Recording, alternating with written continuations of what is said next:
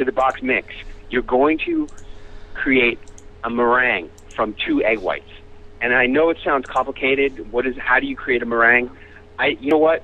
It is so easy to make a meringue. It's unbelievable. You take 2 eggs and you separate the whites from the yolks, and you put them in a whisking bowl, and you whisk those 2 eggs with a little bit of salt and a little bit of sugar.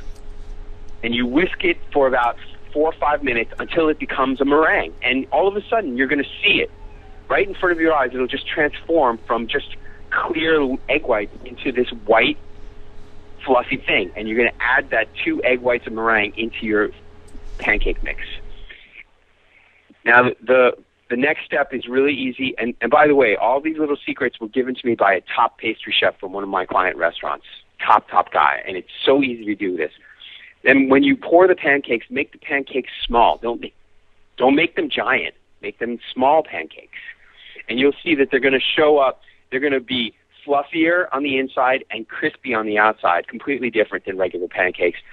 And then when you take those pancakes off, you're going to use the nice silverware and china, and you're going to use a nice tablecloth. And I even recommend that you have candlelight, because the goal of these pancakes, which are completely different, is that you want to make a romantic experience out of this to help it save your marriage. Now, one of the questions I ask people is, how many times have you ever had a candlelight breakfast?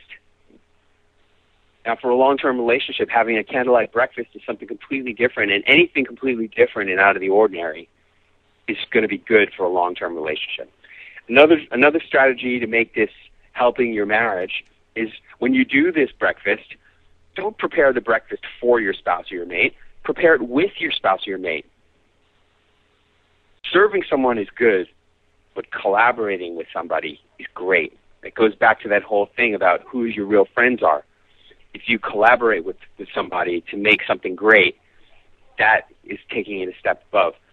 Another strategy for helping this to save your marriage is that I want you to be dressed in seductive or sexy clothes. If you're a woman who's doing this Lady Gaga pancake breakfast for her husband or with her husband, you should wear a beautiful, sexy nightgown or a silk robe. Be flirtatious during this experience.